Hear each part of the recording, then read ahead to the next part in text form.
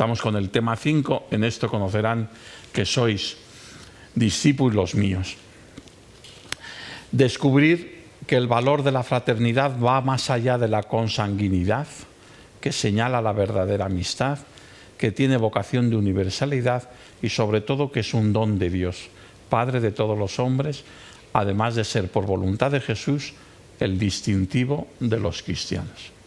Como veis, son una serie de claves que hacen referencia a el texto del Evangelio, como siempre central en el escuchemos, que es el amor mutuo. Justo después del mandamiento nuevo, Jesús nos dice, además de amar al prójimo como a uno mismo y amar al prójimo como yo os he amado, amar al otro es amaros los unos a los otros como yo os he amado, amaros los unos a los otros. En esto conocerán que sois discípulos míos.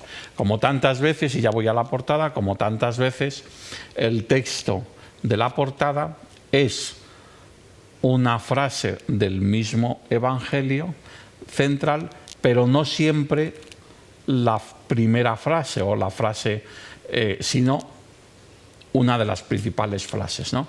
En este caso lo que hemos hecho ha sido, porque luego hay todo el cuaderno, hay ocasión para enfocar la expresión amaros mutuamente, entonces hemos preferido en el título del cuaderno poner la consecuencia del amaros mutuamente. En esto conocerán que sois discípulos míos. Como os pongo aquí, criterio general, pues también en la foto de la portada es que salgan adolescentes o que salgan jóvenes o que salgan, pues en este caso sí, unas adolescentes, ¿no?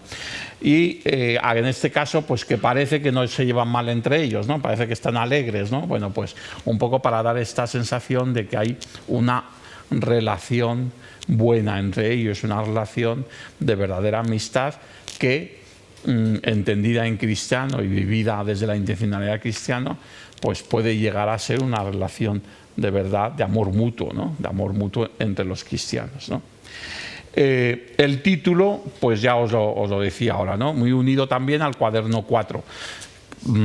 Como antes comentábamos también la semana pasada, cuando hablábamos del, me parece, no sé si fue la semana pasada o la anterior, ya no me acuerdo, el cuaderno 3, el del amor al prójimo, pues lo normal es que no coincidan, por lo menos en la programación que os proponemos en la guía, no coincidan estos cuadernos en continuidad, sino que lo normal es que si el 3 se ha trabajado en un año antes del de liturgia de Adviento, por ejemplo, pues el 4 se utilizará en otro año distinto, con lo cual, de algún modo, estamos en distintos años recordando el llamamiento de Jesús al amor, pero al amor al prójimo, pero con matices distintos, en este caso con el del amor mutuo, ¿no? Bien, entonces ese es un poquito el planteamiento de la portada. Yo creo que de la portada ya poco más podemos decir, ¿no?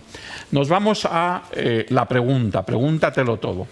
La pregunta, ¿quién es mi hermano? Claro, esta es la pregunta fundamental. Aquí no ni siquiera hemos hecho una referencia a que esta pregunta es una pregunta bíblica.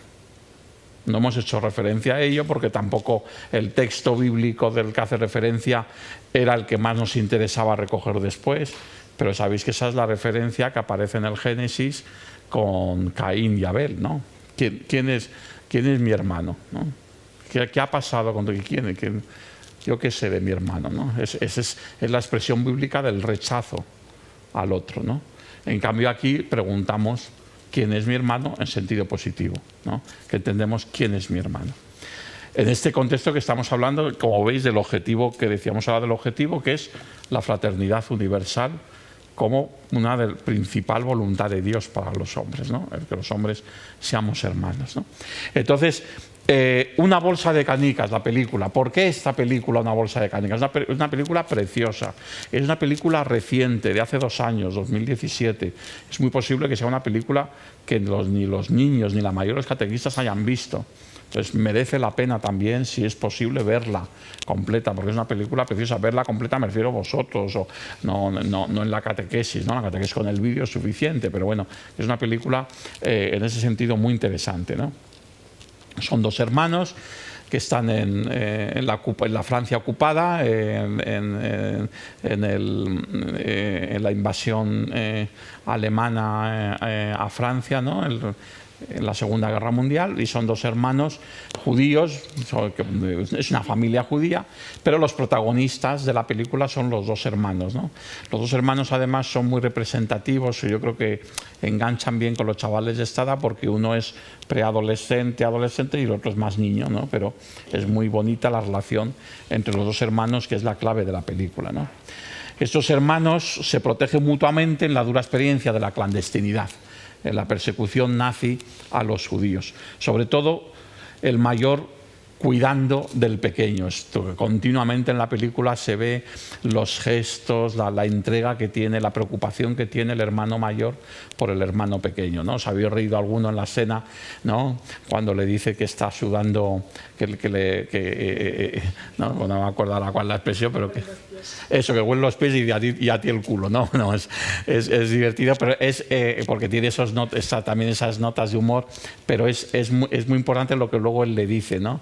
Yo no te dejaré, o sea, te protegeré siempre, ¿no? Dice una expresión así, ¿no? Cuidaré de ti siempre, ¿no? Dice el hermano mayor, ¿no? Y el hecho de llevarle en hombros, pues es un poco la foto que hemos querido reflejar también en la página 3, pues el hecho de esa escena, pues es todo un símbolo, ¿no? De lo que significa, en este caso, la fraternidad consanguínea, ¿no? La fraternidad de hermanos, hijos de los mismos padres, ¿no? Bien, estos niños hermanos se protegen mutuamente, lo hemos dicho, su nexo es inseparable del nexo que los une a su vez a sus padres, pero de un modo muy concreto en la película al padre, ¿no?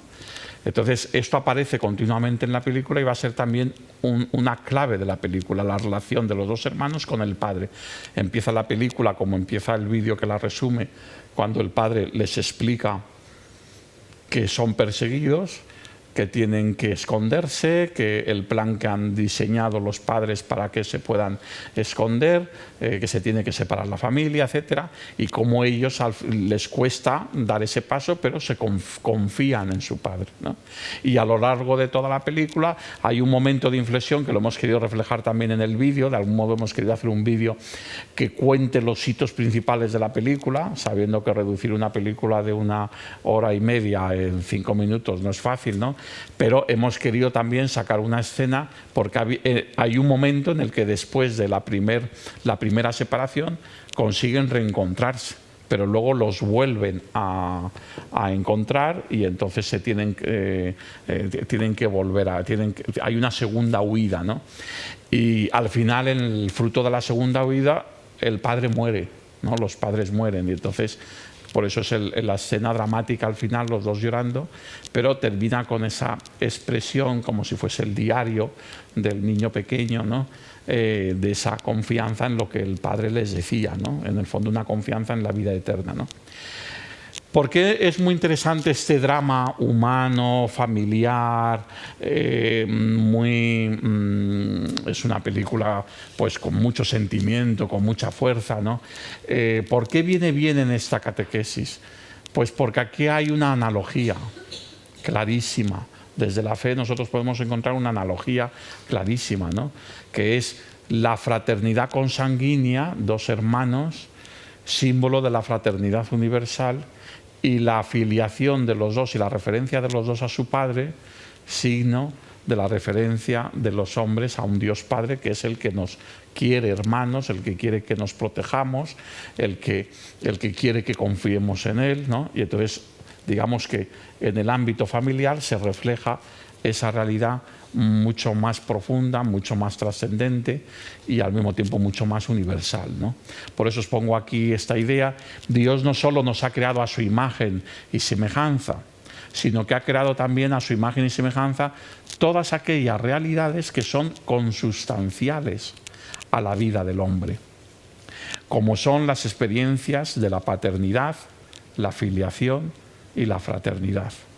La fraternidad natural, hermanos de sangre, es la expresión humana más perfecta de la fraternidad universal. Ciertamente, ¿no? Es la más perfecta. Como la paternidad natural lo es de la paternidad de Dios. Todos somos hermanos porque somos hijos de un mismo Padre. Si nos preguntamos, ¿cómo es la imagen que Dios tiene de todos los hombres creados a su imagen y semejanza, como nos quiere a todos hermanos? Pues lo más parecido a esa imagen es como un padre o una madre quiere que sea la relación entre sus hijos, que realmente se quieran, se lleven bien siempre, que se ayuden mutuamente, ¿no? Es el paradigma principal, ¿no? Y del mismo modo podemos preguntarnos, ¿y cómo podemos encontrar la mejor imagen de lo que significa la filiación divina, al sabernos hijos de Dios y entender que Dios es nuestro Padre? Pues también con el testimonio de tantísimos padres y de tantísimas madres en el amor a sus hijos, ¿no? Es verdad que muchas veces lo dicen los catequistas, ¿no? Lo dicen los catequistas, es verdad que muchas veces esta imagen, por ejemplo, de Dios Padre, luego en la catequesis hay que saber trabajarla con los niños en sus situaciones familiares, ¿no? Porque hay muchos niños que por el drama a lo mejor de separación de los padres o de procesos, pues por lo que sea pasan periodos donde esa imagen del padre, sobre todo la del padre, pero también la de la madre, pero sobre todo la del padre, esa imagen del padre, digamos, que puede resultar modélica para entender que Dios es Padre, pues en esas circunstancias concretas que está viviendo el niño no la tiene, ¿no? Entonces, en ese sentido, lo que hay que hacer es hacerles ir más allá y encontrar que Dios Padre es el Padre que nunca falla, jamás, porque es el amor infinito, ¿no? Pero en general, a lo largo de la historia de la humanidad, a lo largo de la trayectoria, por ejemplo, del Antiguo Testamento, ¿no? del pueblo de la Alianza, pero también en tantas culturas, esta imagen de la filiación y la paternidad humana nos ayuda, en general nos ayuda a entender, siempre en analogía, siempre como un signo mucho más pequeño, lo que significa el amor de un Dios Padre con respecto a sus hijos y el amor de quien se sabe hijo de Dios, el amor a su Padre, ¿no? Entonces, por eso os he puesto ese texto, no tanto para trabajar ese texto con ellos, sino para un poco reflexión del catequista que le ayuda luego a poder trabajar con ellos, ¿no? Con el vídeo de esta película proponemos despertar en ellos la fuerza de estos vínculos. Se trata de despertar en ellos esta fuerza de vínculos de la fraternidad y de la filiación, para que puedan a lo largo de esta unidad catequética ir descubriendo la fuerza de otro doble vínculo, ser todos hijos de Dios y ser todos verdaderamente hermanos, con idénticas exigencias del amor hasta la heroicidad que conllevan estas relaciones.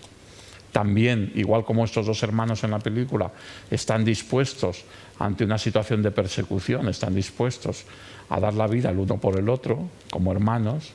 Del mismo modo, dos hermanos, dos seres humanos que se saben hijos amados de Dios, están dispuestos, aunque no sean hermanos de sangre, a dar la vida el uno por el otro, por esta fraternidad que les hace ser hijos de Dios. Pensamos en los testimonios de tantos santos, de San Maximiliano Kolbe, que no se cambia por su hermano de sangre, se cambia por otro preso que no sabe ni quién es, ¿no?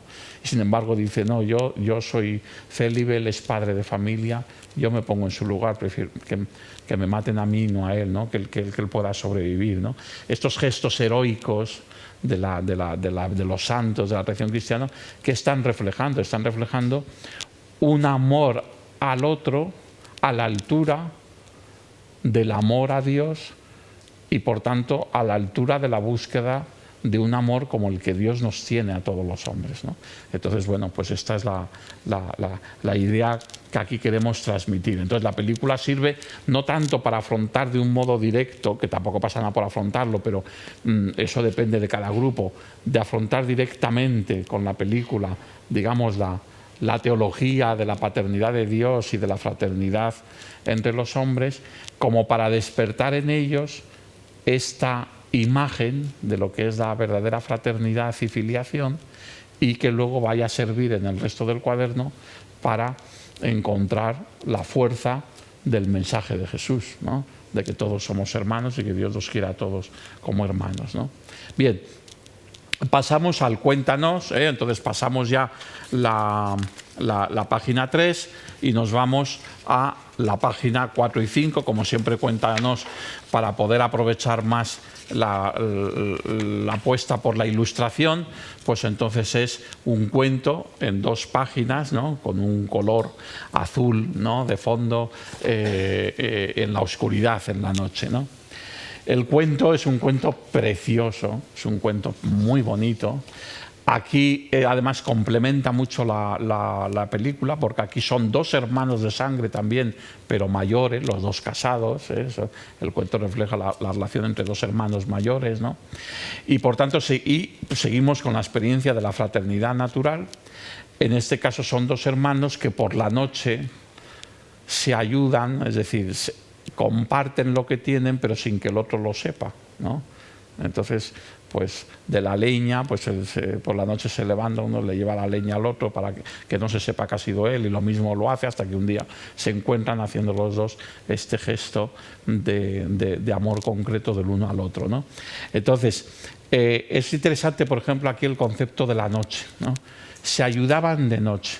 La ilustración, además, lo ha querido reflejar el ilustrador, que lógicamente todos los ilustradores lo que han hecho ha sido, primero, empaparse del texto y luego tratar de reflejarlo, ¿no? En lo mejor posible. Entonces el ilustrador, evidentemente, aquí ha captado la importancia de la noche, ¿no? Entonces, por eso se ve que se ayudaban de noche, la ilustración lo confirma. ¿Por qué la noche? ¿Por qué en el cuento está muy bien que esto lo haga de noche? Porque es el signo del amor puro, que no necesita ser conocido y por tanto reconocido. El amor puro no necesita hacerse propaganda, ¿no? Si nosotros realmente queremos a un hermano nuestro y le queremos ayudar, lo que menos no es nada importante el que él lo sepa. Lo importante es hacerlo, lo sepa o no lo sepa, que le estamos ayudando, ¿no? Entonces, en ese sentido, el cuento refleja esta realidad. El amor puro no necesita ser conocido, porque no necesita ser reconocido, aplaudido, ¿no? Entonces, bien, eso queda ahí, ¿no? Y cuando casualmente es conocido y reconocido, se expresa en un interminable abrazo, ¿no? Es muy interesante aquí el abrazo, porque el abrazo es siempre signo de un amor concreto. Esto es muy importante porque, como vimos también en un contexto cultural en el que es más tiene más, digamos, más predicamento lo emotivo que lo concreto, entonces a veces entendemos el amor más como sentimiento que como voluntad y como acción, ¿no? Y el amor se demuestra con los actos, ¿no? Obras son amores y no buenas razones. El famoso refrán español, que como el 99% de los refranes españoles son profundamente evangélicos, ¿no? Nacen de una fe inculturada, ¿no? de una cultura iluminada por la fe, ¿no? Entonces, obras son amores y no buenas razones. Pero vivimos en una sociedad donde parece que el abrazo es el amor en sí mismo. No, el abrazo es un signo del amor. A veces es un signo que no solamente lo representa, sino que lo ejecuta, pero es un símbolo. Por ejemplo, el abrazo del perdón, dices, a lo mejor con un abrazo no hace falta decir nada antes, ya en el abrazo está el perdón, sí. Pero el amor del perdón es previo al abrazo. Es cuando se perdona a alguien en el corazón. Luego el abrazo lo expresa, ¿no? En este caso, el abrazo es cuando es reconocido, pero los gestos de amor del cuento entre los 2 hermanos son cuando han estado cargando con la leña. Es decir, son previos al abrazo, ¿no? Se simbolizan luego en el abrazo, ¿no? Lo digo porque es un detalle nimio a lo mejor, pero puede ser interesante también porque es muy llamativo para ellos y es muy bonito para ellos también el que puedan ver este signo del abrazo. Además, luego comentaremos que va a aparecer a lo largo del cuaderno, hay más abrazos, ¿no? Entonces, pero es bueno tener este punto de partida, ¿no? El abrazo es una expresión, es una manifestación, pero el amor es previo, ¿no? Porque el amor es siempre voluntad y acto, ¿no? Bien. Y no por tanto solo sentimiento, ¿no? Aquí ya se sugiere una analogía en este cuento entre el verdadero amor entre hermanos y el verdadero amor entre amigos. En la experiencia, como se dice en el recuadro, de quienes están dispuestos a todo por el otro y saben de la necesidad del otro sin que éste se lo diga. Se les pide indagar si tienen de ellos similar experiencia. Claro, nos podemos encontrar en la catequesis con chavales, con adolescentes que tienen hermanos y que tienen una experiencia parecida a esta y les sirve de eco, pero también con chavales que no tienen hermanos.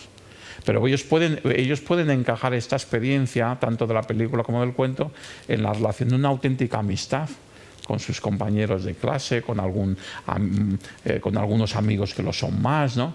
Y entonces por eso del recuadro se les hace esta sugerencia que para ellos pues puede ser muy interesante, ¿no? De decir, ¿conoces a alguien que sabes lo que necesita antes de que te lo diga? O que él sabe lo que tú necesitas antes de que él te lo diga, ¿no? Bueno, pues estamos tocando una experiencia humana que para ellos puede ser muy interesante, ¿no? Pasamos ya entonces, si os parece, escuchamos a la página 6, ¿no? Que como siempre sabéis es la página bíblica, en este caso de los libros sapienciales del Eclesiástico. Es un texto muy pequeño, es un texto muy bonito, ¿no? Y tiene muchísimo contenido, ¿no?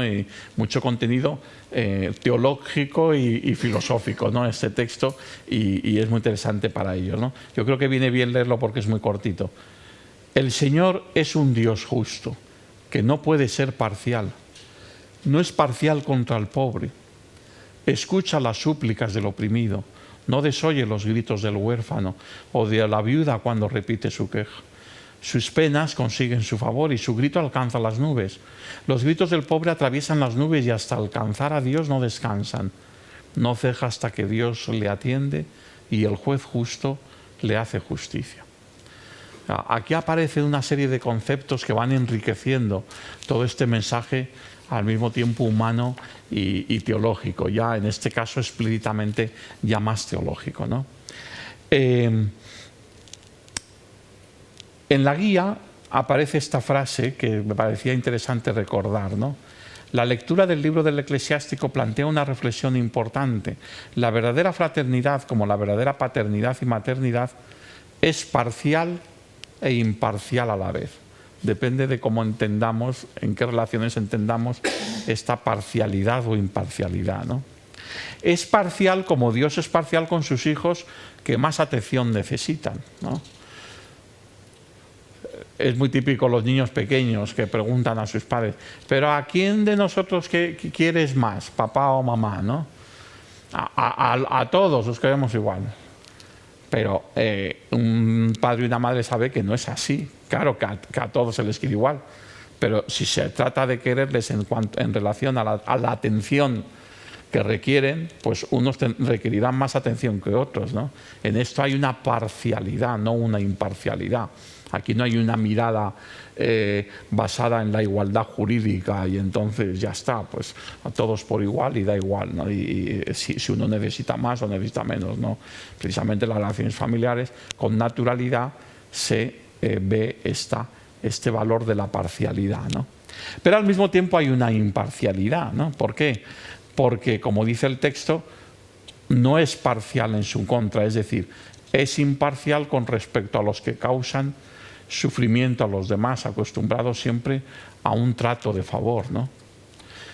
Si yo digo que soy imparcial en el sentido de que no voy a seguir la corriente de dejar que el que hace mal se salga con la suya, pues entonces ahí no puedo ser, ahí tengo que ser imparcial y decir, no, aunque me favorezca, yo no le puedo dar cancha, ¿no? Esa es un poco la idea, ¿no? Y el texto hace referencia, por tanto, también a aquellos que no son los hombres justos, sino los hombres injustos. Y por tanto aquí entra dentro, ya se adelanta en este texto, una cosa que tiene mucho que ver con un buen encaje de lo que significa la fraternidad universal, que es la relación entre caridad y justicia. Porque el mensaje cristiano de la fraternidad universal no dice que la fraternidad universal supere o excluya la justicia, sino que también cuenta con la justicia, y la justicia no está reñida con la caridad. Esto lo vamos a explicar luego, en la tercera parte de la catequesis lo explicaremos, pero aquí ya, de algún modo, en este texto se va adelantando esta realidad, partiendo de una revelación de cómo es la justicia de Dios o cómo Dios es justo, ¿no? Un Dios que es justo, que no es imparcial con el opresor y es parcial con el oprimido, ¿no? Por decirlo por resumirlo de algún modo, ¿no? Bien. Una vez más, la revelación de Dios que acogemos por la fe despierta nuestra razón, porque esta enseñanza llena de sabiduría de uno de los libros sapienciales hila fino, ¿no? Hila muy fino esta enseñanza revelada, ¿no? Y en este hilar fino está lejos de la distinción aristotélica entre justicia, no está lejos, perdón, en esa distinción de Aristóteles entre justicia distributiva, igualdad e imparcialidad, y conmutativa, es decir, restitución, que supone parcialidad a favor del injustamente tratado, ¿no? Ellos entienden ahí también que si un padre tiene que reñir a sus hijos, no es que no les quiera, es que riñéndole les está queriendo más, ¿no? Siempre que les respete en su integridad y en su, ¿no? Evidentemente, ¿no? Y que no sea algo violento, pero evidentemente les está queriendo, como en la sociedad no está reñida la fraternidad universal con la justicia, porque la justicia necesita también que haya una restitución de la justicia, ¿no? Entonces, y que haya, por tanto, que no salgan igual el que ha sido injusto y activamente y el que ha sido injustamente tratado, sino que haya justicia. Eso no va en contra de la caridad, ¿no? Evidentemente que la caridad siempre puede ir más allá, eso no va en contra del perdón, no va en contra de la magnanimidad, sino que es la justicia, ¿no? Entonces la justicia nunca va reñida, ¿no? Yo recuerdo, por poner un ejemplo, ¿no? Yo conocí mucho a los jesuitas del Salvador que asesinaron en el año 93, yo les había conocido 2 años antes allí en El Salvador, y claro, yo seguí muy de cerca pues cómo fue, sobre todo después de ese asesinato, pues cómo fue pues todas las investigaciones y en la Compañía de Jesús recuerdo muy bien que una nota porque había salido unas declaraciones del gobierno salvadoreño diciendo, bueno, y estos jesuitas no dicen que son seguidores de Jesús, pues todo lo que tienen que hacer es perdonar y olvidar, ¿no? Y entonces los jesuitas dijeron, sí, pero para perdonar, primero tenemos que saber a quién tenemos que perdonar. Y por tanto, primero hace falta saber qué es lo que ha pasado, saber la verdad, ¿no? Primero hay que saber la verdad y hay que hacer un juicio y luego ya, entonces sí, pero eso no significa que la impunidad no es nunca algo que tiene que ver con la caridad, sino todo lo contrario, ¿no? La impunidad no es una consecuencia de la caridad.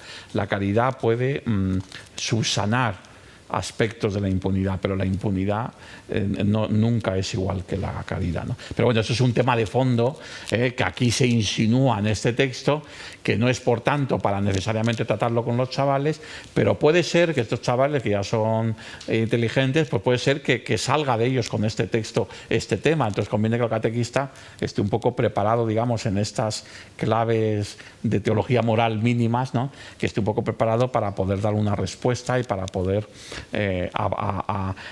porque al fin y al cabo el texto también del Eclesiastés es sabiduría, por eso es un libro sapiencial, es sabiduría para hilar un poco más fino en lo que significa lo que ya tanto desde la película como desde el cuento estamos ofreciendo con respecto a lo que es la fraternidad.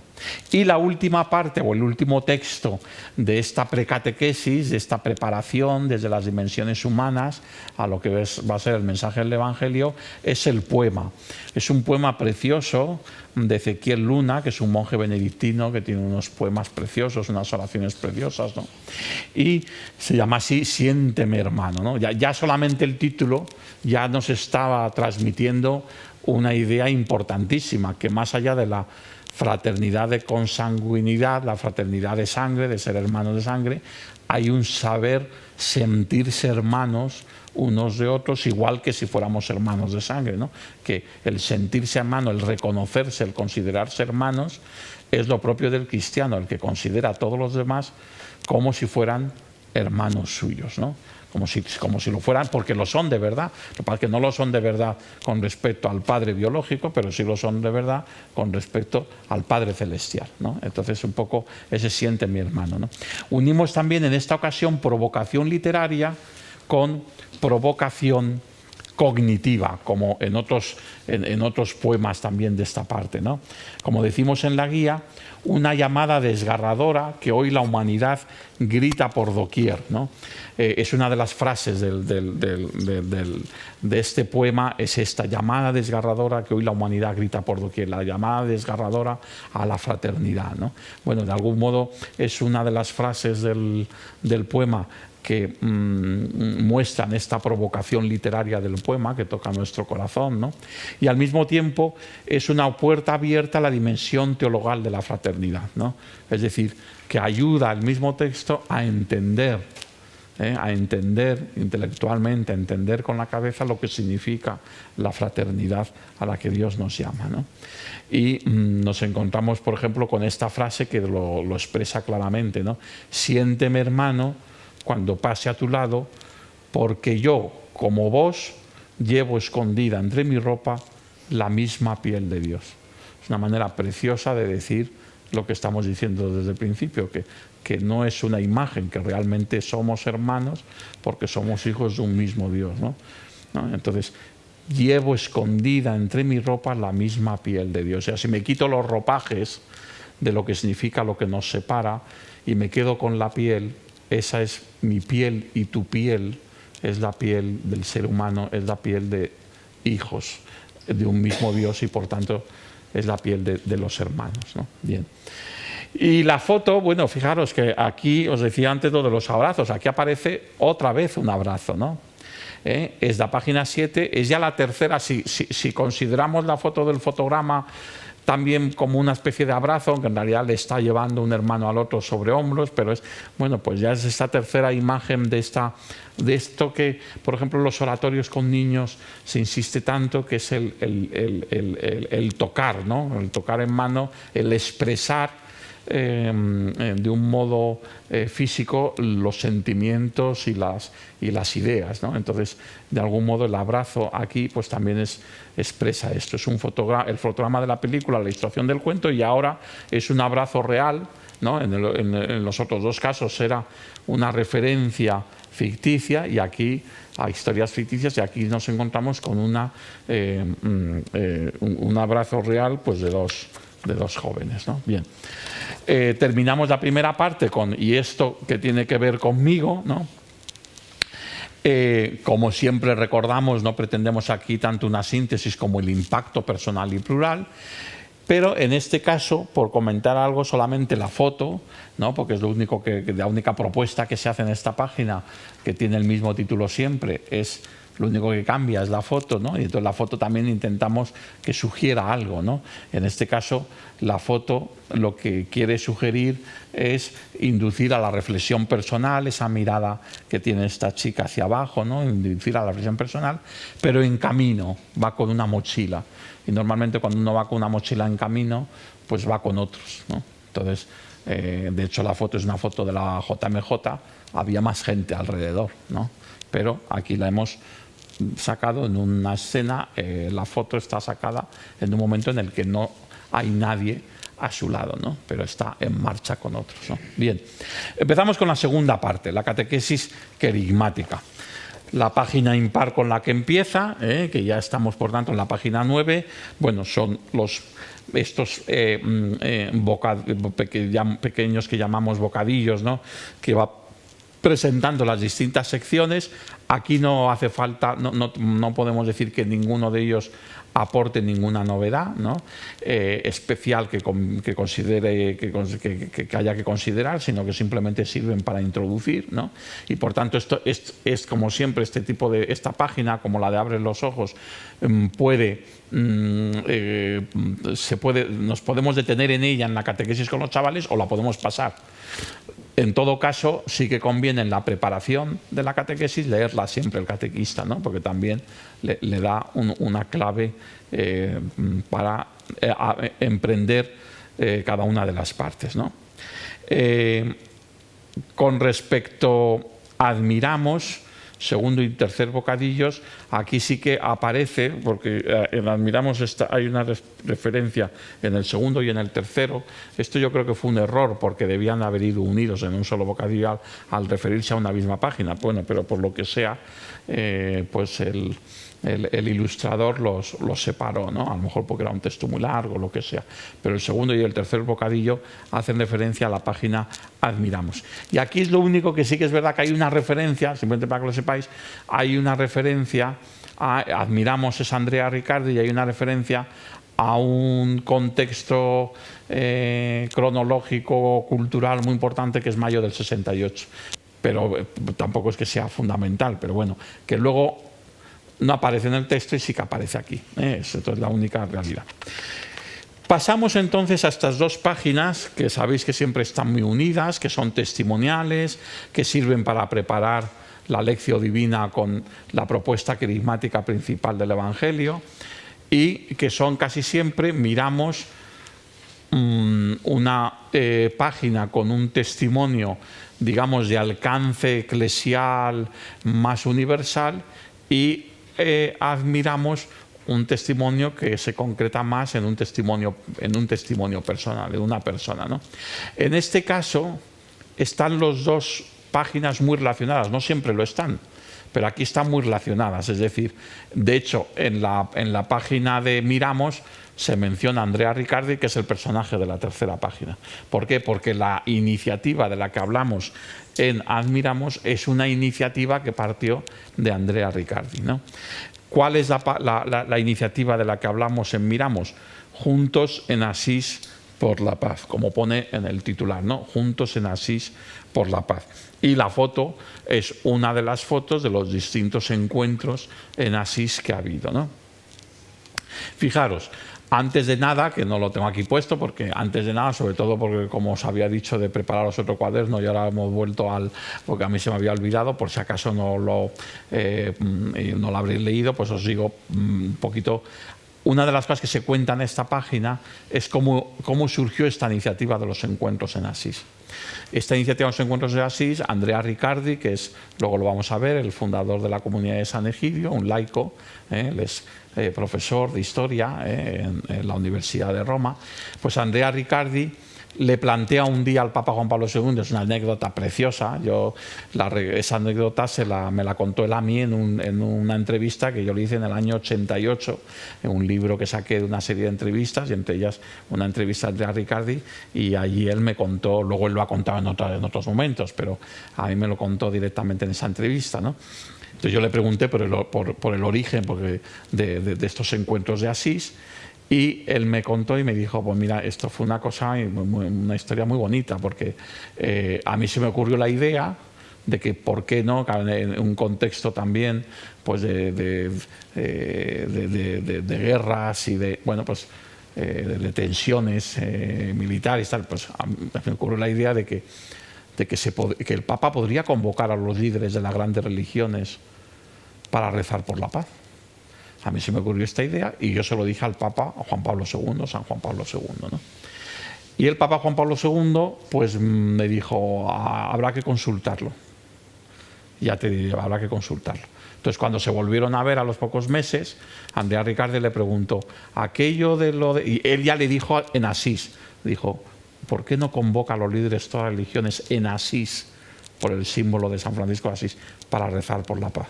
Porque Francisco de Asís es un poco el santo, digamos, más interreligioso.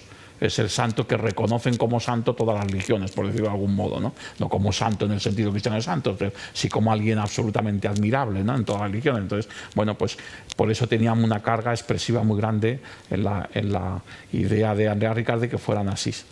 Y el Papa Juan Pablo II, cuando a los pocos meses Andrea Riccardi le pregunta, le dice, no le pregunta, ¿va a hacer usted lo de Asís?, que era demasiado directo, sino, Santo Padre, ¿llegó a consultar usted lo de Asís? Y el Papa le contesta, sí, lo consulté, como era Juan Pablo II, ¿no? Yo me lo estoy imaginando, ¿no? Sí, lo consulté, ¿no? Hablaba él, ¿no? Y dijo, y dice, me han dicho que es una barbaridad. Y entonces le dice Andrea Riccardi, entonces no lo hacemos. Y el Papa se le miró fijamente y dijo, no, entonces lo hacemos. Esta libertad, ¿no?, que tenían y que tienen los papas, ¿no?, de saber cuál es su responsabilidad. Y entonces él inicia esta experiencia que hoy continúa, que la continuó Benedicto XVI, que la continúa el Papa Francisco, y que además sabéis, esto es agenda informativa, ¿no?, sabéis que además del encuentro que se tiene cada 2, 3 o 4 años en Asís, todos los años hay un encuentro en el que no va el Papa, pero sí van los obispos del lugar y los representantes religiosos del lugar, ¿no?, locales, pero cada año en una ciudad distinta del mundo, y este año esa ciudad es Madrid. Entonces lo digo porque va a ser en septiembre o en octubre, no recuerdo bien, y aquí se va a celebrar el encuentro internacional por la paz, interreligioso por la paz, que se llaman así, ¿no? Entonces, bueno, pues para que lo sepáis bien. Entonces, todo eso se cuenta ahí en Miramos. Aquí os pongo una cosa importante, ¿no?, porque siempre estos temas, pues hay gente en la vida de la Iglesia que les gusta más, hay gente que les gusta menos, ¿no? Y aquí pongo, porque me parecía importante, esto es una ocasión para que, como indica que esto ya es normativo, ¿no?, el Directorio General de la Catequesis, dice el número 86 del Directorio, la catequesis preparará para el diálogo interreligioso, que capacite a los fieles para una comunicación fecunda con hombres y mujeres de otras religiones. Es decir, forma parte de los contenidos de la catequesis de la iniciación cristiana aprender que el amor al prójimo lleva en cristiano, una de sus dimensiones son los 4 diálogos que propuso de un modo esquemático, organizativo, el Concilio Vaticano II, que son el diálogo intraeclesial, es decir, todas las iniciativas posibles para favorecer la comunión dentro de la Iglesia, entre todos los carismas, entre todos los acentos, entre todas las expresiones, ¿no? El segundo diálogo es el diálogo ecuménico, el diálogo con nuestros hermanos cristianos, que a lo largo de la historia, por distintas circunstancias, nos han dividido, pero un diálogo ecuménico. El tercer diálogo es el diálogo interreligioso, que es este del que estamos hablando aquí y al que responde de algún modo esta iniciativa de los encuentros interreligiosos de Asís, ¿no? Y el cuarto diálogo es el diálogo con los hombres y mujeres de nuestro tiempo que no tienen fe, que están alejados de la fe o que se declaran agnósticos o ateos, y con los cuales también hay que establecer puentes y crear un diálogo, porque el diálogo, como expresión de la iniciativa del amor cristiano, no puede tener nunca límites y barreras. Siempre es universal, a todos, no puede excluir nunca a nadie. Entonces, como no puede excluir a nadie, por eso estos 4 diálogos de algún modo organizan no la capacidad de amor a todos de cada persona, de cada cristiano, pero sí organizan el cumplimiento del amar a todos como Iglesia, institución, ¿no?, en todos sus niveles, diocesano, una congregación religiosa. O sea, no puede haber una institución en la Iglesia, un movimiento, una congregación religiosa, que pueda decir, no, yo el tercer y el cuarto diálogo, o el segundo y el cuarto, o el segundo y el tercero y el cuarto me los salto a la torera. Yo solo con la comunión intraeclesial ya cumplo. No cumples. No cumples porque no estás, al menos intencionadamente, no te planteas amar a todos, ¿no? Entonces no cumples. Entonces, por eso todas las instituciones de la Iglesia tienen que valorar, estamos llamados a valorar, no a cumplir como quien cumple una norma, sino a sentir, a querer, a valorar estos 4 diálogos, ¿no? Entonces me parece importante esto. Luego, esta página de Miramos, haciendo referencia a estos encuentros de Asís, es clave para la hilación de contenidos. De los contenidos, ¿no? En la guía se dice: el testimonio del amor mutuo, que no tiene límites ni siquiera entre las diversas religiones del mundo, que buscan al único Dios que ama a todos. Porque claro, cuando decimos que la fraternidad es universal, no estamos diciendo que es la fraternidad entre todos los cristianos, que es cierta, por eso el ecumenismo. Estamos diciendo entre todos los hombres, por tanto, de todas las religiones. La paternidad de Dios es respecto a todos los hombres de la tierra. No solamente la paternidad de Dios se refiere a los que se han bautizado y por el bautismo han recibido la adopción filial en Cristo, sino que la paternidad universal va más allá que la adopción filial en Cristo. Para Dios todos somos hijos suyos, nos hayamos o no nos hayamos bautizado en su Hijo, ¿no? No seremos hijos adoptivos por el bautismo, pero somos hijos todos, ¿no? Entonces, esta es una distinción teológica importante, que sobre esto muchas veces hay ciertos errores, ¿no? En mucha gente, ¿no? Y dicen, no, es que si no está bautizado no es hijo de Dios. No, es hijo de Dios de otro modo, pero es hijo de Dios. De otro modo para nosotros, seguramente para Dios es igual de hijo de Dios, pero es verdad que el modo por el que ha sido hijo es distinto. Por el que se ha hecho hijo es distinto, pero es hijo de Dios también, ¿no? Entonces yo creo que aquí es muy importante entender esta fraternidad, y por tanto esta página viene muy bien el tocar el diálogo interreligioso justo en un cuaderno en el que estamos hablando de la fraternidad universal y por tanto de que todos somos hermanos porque todos somos hijos de un mismo Padre, ¿no? Por otro lado, también aquí simplemente se trata, os he puesto ahí un punto de un pequeño consejo, que es, estamos en esta página, ¿no? De un pequeño consejo que es con respecto al tratamiento de este tema, ¿no? Que queda reflejado por el título. El título refleja exactamente cuál es la frase que conviene que usemos cuando hablemos de encuentros como el de Asís. No pasa nada porque se use otra en un diálogo habitual, pero sobre todo para evitar persensibilidades, lo correcto teológicamente es decir que el objetivo de estos encuentros es juntarse juntos para rezar por la paz y no rezar juntos por la paz. ¿Por qué? Porque la expresión rezar juntos por la paz puede dar la impresión de que una misma oración, por ejemplo una oración formulada, pueda ser válida para todas las religiones. Y ahí no seríamos respetuosos con las demás religiones, ni serían las demás religiosas respetuosas con nosotros, porque en una oración formulada ya hay un contenido teológico y por tanto hay una expresión de lo que nosotros sabemos de Dios, y nosotros sabemos de Dios por la revelación cristiana aspectos que a lo mejor en otras religiones no los tienen. Por tanto, aquí no vale una oración consensuada, no se trata de hacer una oración consensuada, porque eso podría rayar el sincretismo. Y los encuentros de Asís por la Paz no son sincretistas, aunque algunos en la Iglesia, desde posicionamientos un tanto integristas, consideran que son encuentros sincretistas. De hecho, sabéis que la ruptura definitiva con Lefebvre, que ya se había producido por el Concilio Vaticano II, pero hasta que Lefebvre no ordenara obispos no había un cisma. Había una ruptura, pero no había un cisma. El cisma no se produce después del Concilio Vaticano II, cuando Lefebvre dice que no ataca, un obispo francés que no acata el Concilio Vaticano II y la reforma de la Iglesia del Concilio Vaticano II, ¿no? Ahí no se produce todavía el cisma se produce con Juan Pablo II, cuando los encuentros de Asís, que seguramente por eso al Papa le habían advertido, es una barbaridad, porque seguramente los asesores se temían que habría reacciones muy enconadas y las hubo, ¿no? Pero al Papa le pareció más importante ser fieles y atrevidos en esta línea que el saber que muchos no les iba a gustar, ¿no? Y entonces efectivamente Lefebvre, después de lo de Asís, dice, ya ha quedado claro, esta foto, ya ha quedado claro que la Iglesia ha perdido el norte porque y ha caído en el sincretismo, porque se une a las demás religiones para rezar juntos. No. Por eso hay que matizar. No se ha reunido nosotros para rezar juntos, sino se ha juntado para rezar, pero cada uno ha rezado sus oraciones, estando juntos, pero cada uno ha hecho sus oraciones.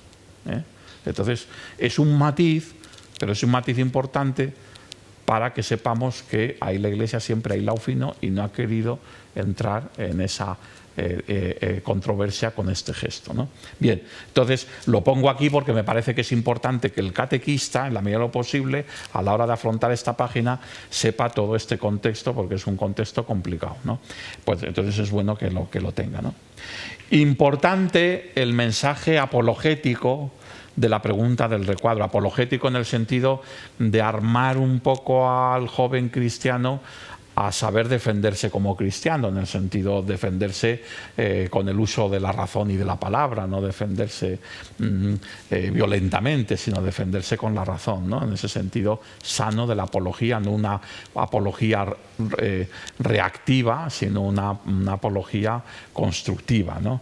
Que es la de que creer en Dios fomenta la paz y no al revés. Y esto es muy importante, aprovechando esto del diálogo interreligioso, es muy importante porque hoy el mensaje laicista permanente es: las religiones son la causa de las guerras. Y la división de las religiones, el que no todos los que creen en Dios tengan la misma fe, esa división es el origen de las divisiones en la humanidad que nos lleva a estar enfrentados nosotros. Y eso no es verdad. Aunque uno de los fenómenos de hoy en día, de los más importantes, de violencia y de terrorismo, se quiera justificar en una confesión religiosa, eso no es verdad, porque ni siquiera esa confesión religiosa promueve en sí misma ni en su tradición la guerra santa, para ya ser claros, ¿no? Entonces, bueno, pues yo creo que es muy importante que los chavales entiendan que no es verdad eso, que al revés, que el creer en Dios lo que hace es encontrar siempre una razón para trabajar por la paz. Y no lo contrario, ¿no? No para enfrentarse unos a otros, ¿no? Bien, entonces con eso terminamos. Miramos, me he detenido un poco más de lo normal, pero porque es tal vez la página más compleja de todo el cuaderno, ¿no? Pero bueno, yo he dicho, si Juan Pablo II se atrevió a hacerlo, ¿cómo no me voy a atrever yo? Nos vamos a atrever desde la Delegación de Catequesis a contarles a los chavales los encuentros de Asís, ¿no? Bien. Y luego tenemos a Andrea Riccardi. Como Andrea Riccardi ya ha sido referido en la página anterior, pues ya ahora también es mucho más fácil hablar de Andrea Riccardi, ¿no? Y la revolución del Evangelio. Es el testimonio real de un laico actual, profesor universitario, fundador de una nueva realidad eclesial. Por cierto, el lunes que viene está en Madrid Andrea Riccardi para presentar un libro suyo en la Iglesia de las Maravillas, que es la iglesia que sabéis que tiene ahora la Comunidad de San Egidio en Madrid, que ya no es parroquia, sino que toda la zona ha pasado a la parroquia de San Ildefonso, que está al lado, y tanto el templo como las dependencias de la parroquia, pues los tiene la Comunidad de San Egidio para las oraciones que tienen todas las tardes, las celebraciones, y también para toda esa labor social magnífica que hace la Comunidad de San Egidio, ¿no? Entonces viene el lunes 4, yo estaré al principio, luego me tengo que ir antes porque tengo una cena, pero yo intentaré estar porque yo además pues eso le conozco personalmente y le tengo mucha admiración, y ahí yo no soy nada imparcial con respecto a Andrea Riccardi, ¿no? Sino que soy tengo que reconocer y confesar que soy un entusiasta de Andrea Riccardi. Pero bueno, eso es lo de menos. Lo importante como iglesia no es lo que yo sienta o piense, sino que la Comunidad de San Egidio es un movimiento reconocido por la Iglesia y muy querido, evidentemente, por los últimos papas desde que surgió, ¿no? Es uno de los últimos movimientos eclesiales, porque nació precisamente en mayo, en el 68, no en mayo, pero en el 68, cuando Andrea Riccardi tenía 18 años. Entonces, bueno, pues es muy interesante porque él entendió en un contexto en Roma, pero que era un contexto parecido al que podía haber en Madrid o podía haber en Londres y por supuesto en París, ¿no? O de grandes ciudades en las universidades, ¿no? El contexto de una revolución cultural donde cada cual pues levantaba una bandera distinta de una revolución, unos más de tipo social, otros más espiritual, otros más ecológica, pues donde surgieron las grandes reivindicaciones del mayo del 68. Y entonces Andrea Riccardi, que es un joven que está en medio de esta realidad, está leyendo el Evangelio y dice, pero es que no se enteran, ¿no? Si la verdadera revolución está aquí, está en el Evangelio, ¿no? Entonces es lo que hace rodearse de compañeros en la universidad con los que alentar, y entonces empiezan a reunirse en el Trastevere, en la iglesia en el oratorio de San Felipe Neri, que se llama San Egidio, ¿no? Y entonces empiezan allí a reunirse y empiezan allí a leer el Evangelio y empiezan a poner en práctica de un modo concreto el Evangelio con los más necesitados, porque en aquella época, en el 68, el Trastevere no es como ahora, era un barrio romano turístico, sino que era pues un barrio muy empobrecido, ¿no? Y sobre todo era el barrio en el que ya en aquella época aterrizaban los emigrantes, ¿no? Y entonces empiezan ellos a tener ahí un trabajo muy interesante. Bueno, todo eso no se explica aquí, pero lo cuento yo así un poquito de Andrea Riccardi, ¿no? De algún modo personaliza el testimonio de Miramos, ya lo hemos dicho. ¿Y cuál es la clave de este testimonio? Dice la guía: el testimonio eclesial de Andrea Riccardi y de la comunidad de San Egidio elevan a la máxima categoría teologal el concepto de amistad. Nos preparan para entender lo que significa el amor mutuo como signo de identidad de los discípulos de Cristo, ¿no? La palabra clave en la comunidad de San Egidio es los amigos, ¿no? La comunidad de San Egidio no está formada por miembros, está formada por amigos. Y los amigos de la comunidad de San Egidio son tanto los que se comprometen dentro de la comunidad para rezar juntos, para ayudar a otros, como los que vienen solamente a ser queridos y a ser escuchados y a ser acompañados. Para la comunidad de San Egidio todos son amigos, pero un concepto de amigos del Evangelio, ¿no? De ya no os llamo siervos, os llamo amigos, ¿no? De Jesús, ¿no? Entonces es una expresión en la que se favorece mucho un trabajo social que no sea nunca solo una ayuda material, sino que sea verdaderamente una acogida en la comunidad cristiana. Que aquel que necesita, sea un pobre, un emigrante, aquel que necesita una ayuda, sea acogido en la comunidad como uno más de la comunidad y se pueda integrar en la vida comunitaria, ¿no? Y por eso al mismo tiempo que se le ayuda, se les invita a rezar con ellos, ¿no? Y a rezar por su situación, ¿no? Y les llevan a rezar, ¿no? Y les llevan... Entonces, bueno, pues es este concepto que tiene muy profundo del tema de la amistad, ¿no? Y entonces, muy adecuado este testimonio para este cuaderno, ¿no? Importante del recuadro, que ellos respondan, se identifican Evangelio con revolución, ya que Andrea Riccardi es el primero que plantea esto de la revolución. Luego lo recogerá Juan Pablo II, que era un gran amigo de Andrea Riccardi, un gran entusiasta, y lo recogerá con aquellas primeras llamadas a la revolución del Evangelio, ¿no? Bueno, pues, preguntarles a los chavales, bueno, ¿consideráis que el Evangelio es revolucionario? Habrá que explicarles mínimamente qué significa revolución, ¿no? Que no es un cambio paulatino, normalizado de las cosas, sino esto hay que cambiarlo de la noche a la mañana. Eso es lo que significa. Revolución no significa algo violento, pero sí algo contundente, ¿no? Cuando hay que cambiar algo y hay que cambiarlo ya, porque lo exige el bien común o el bien del otro, el que haya un cambio. Por eso lo llamamos revolución, ¿no? Que va más allá de la evolución, ¿no? Es como una aceleración, ¿no? Bien, entonces ese es lo que les preguntamos, ¿no? En el recuadro. Pasamos entonces ya a la parte central del cuaderno, que es escuchamos, el amor mutuo, ¿no? Entonces, como siempre, bueno, la fuerza de este texto no es ajena, os pongo ahí, me parece que esto es una idea importante, que la fuerza de este texto no es ajena a la confidencialidad entre Jesús y sus discípulos. Fijaros cómo empieza este texto, es muy original, esto no aparece en otros lugares del Evangelio. Hijitos. Jesús les llama a los discípulos hijitos, ¿no? Eso es impresionante, ¿no? Es una expresión que tiene mucha fuerza, ¿no? Entonces, hijitos, ¿no? En el contexto del camino hacia la pasión, es un momento, es una expresión pues muy cariñosa y es un momento de mucha intimidad, porque Jesús de algún modo está en todos estos textos en el camino a Jerusalén, está despidiéndose de los... Más que despidiéndose, les está haciendo ver que, y de hecho es cuando surgen las disputas de ellos, ¿no? Que no quieren, que lo que quieren es que huya, ¿no? Entonces, ¿no? Y él dice, no, es voluntad del Padre que yo vaya a Jerusalén, ¿no? Y allí, ya veréis, allí me va a pasar esto, me va a pasar lo otro. Entonces, en ese contexto, que es la parte del Evangelio donde ya la relación de Jesús con los discípulos, desde la primera llamada del sígueme en el lago Tiberíades, alcanza el máximo de comunión entre ellos, ¿no? Entonces, en ese contexto de máxima comunión es cuando Él les dice, Él les da este mandamiento, ¿no?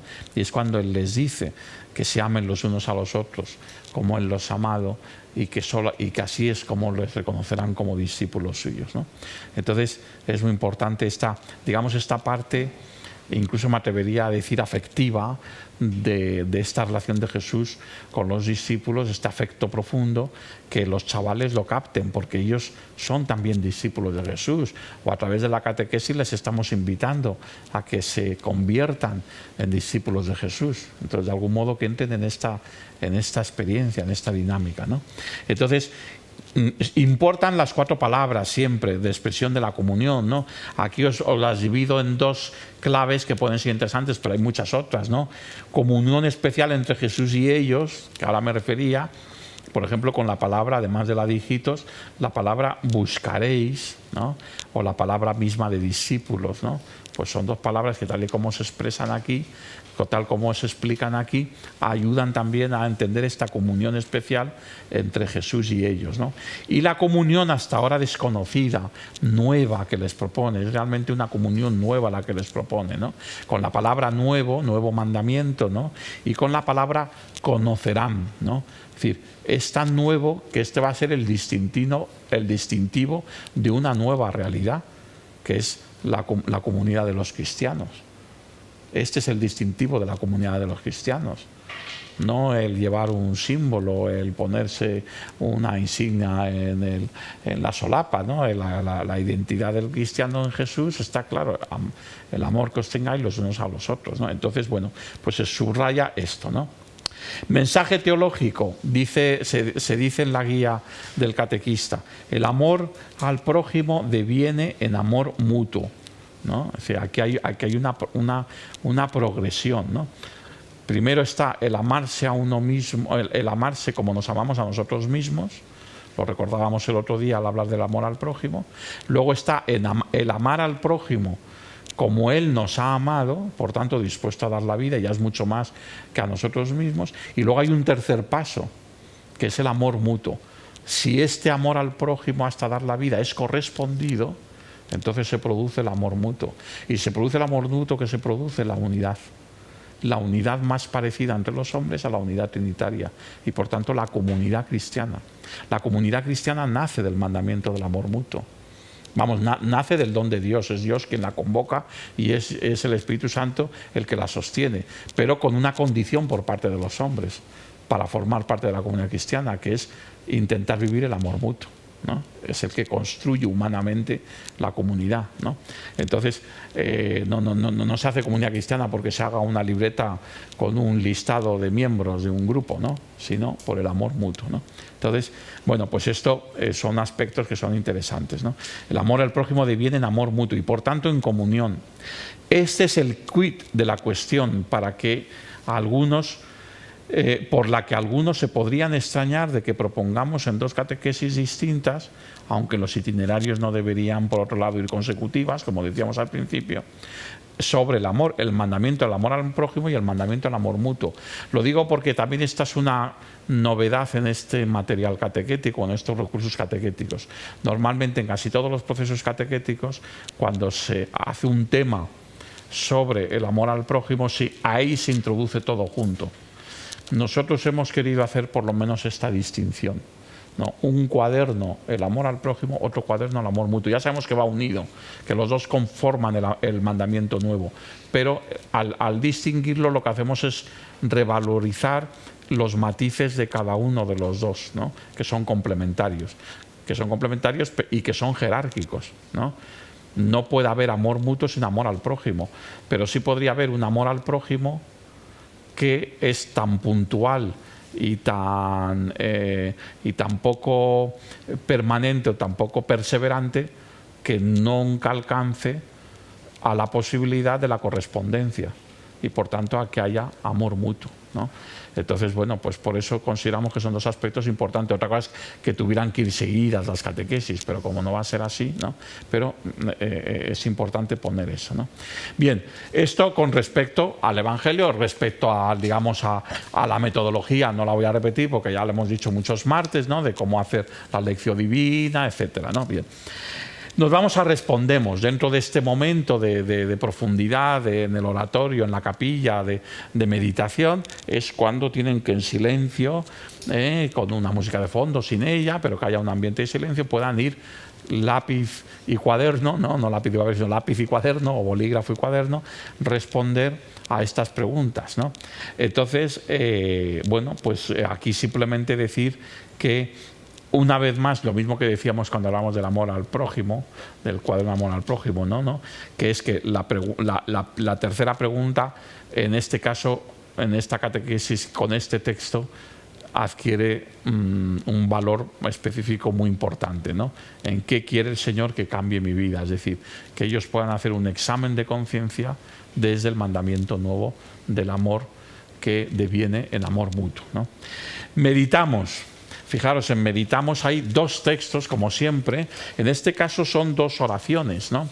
Son dos textos muy bonitos de dos santas contemporáneas. Bueno, una de ellas no es santa todavía, está en proceso de beatificación, pero yo confío en que lo sea algún día, ¿no?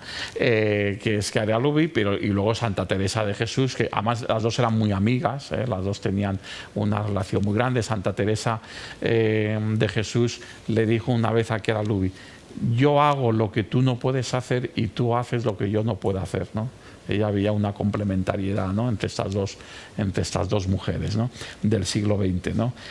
Católicas del siglo XX. Bien, de la mano de dos grandes mujeres de Dios de nuestro tiempo, Santa Teresa de Calcuta y la sierva de Dios, Chiara Lubi, meditamos cómo el amor es de Dios y cuando se comparte se convierte en un arma imparable de construcción masiva, en lugar de destrucción masiva, como se dice de las armas de destrucción masiva, pues esto es un arma, el amor mutuo es un arma de construcción masiva, ¿no? Porque el amor mutuo, cuando se establece la experiencia del amor mutuo, se establece la experiencia de la presencia de Jesús prometida, ¿no? El amor mutuo es lo que garantiza la auténtica reunión de los cristianos y, por tanto, el cumplimiento del de donde dos o tres reunidos en mi nombre, yo estoy en medio de ellos. Y esa presencia de Jesús es luz siempre, ¿no? Ilumina alrededor, ¿no?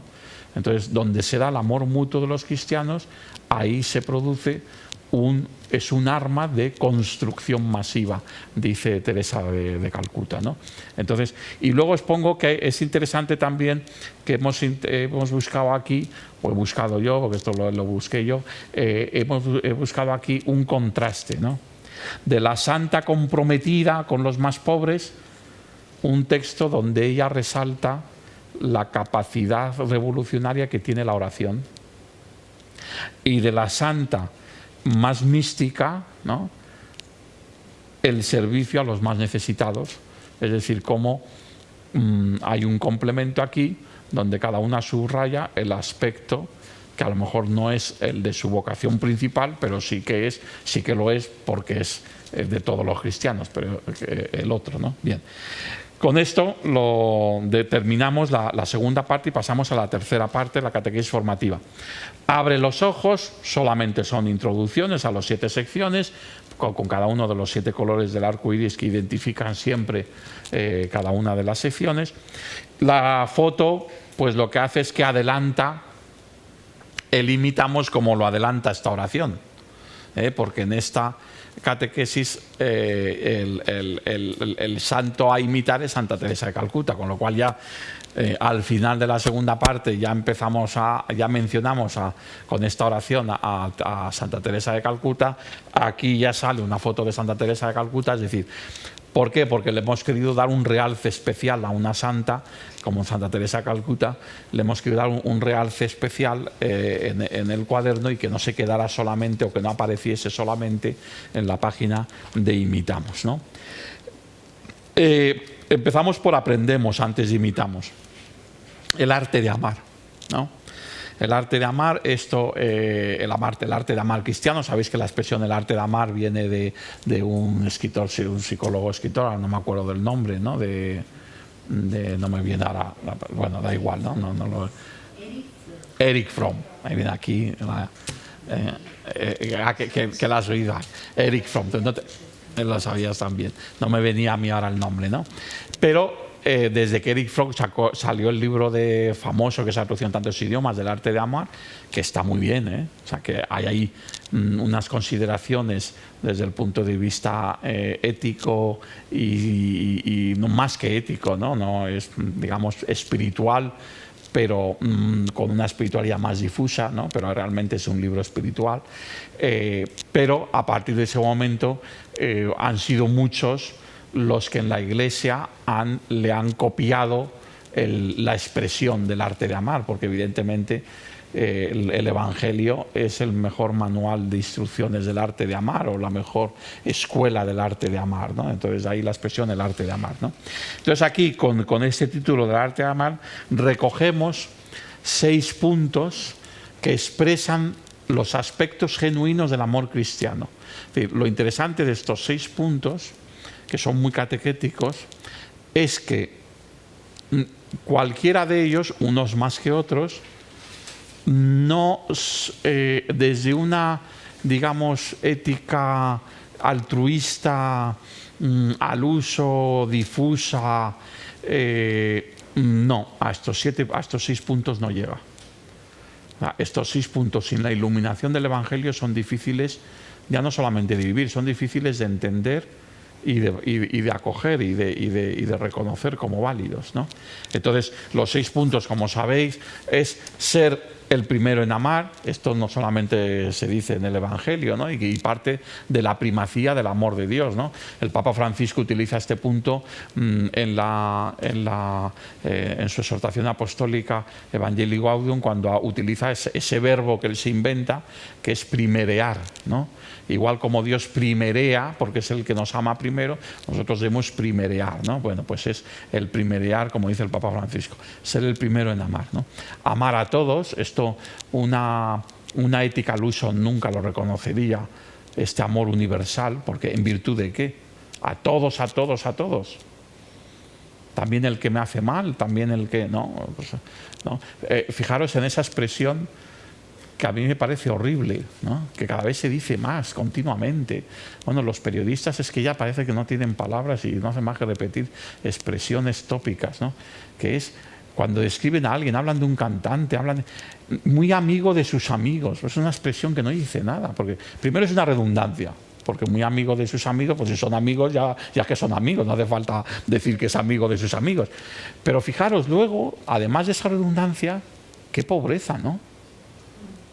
O sea, amigo de sus amigos, y de los que son amigos, de los que no son, no quiere serlo, ¿no? O sea, más bien es una expresión que cierra círculos más que abrirlos, ¿no?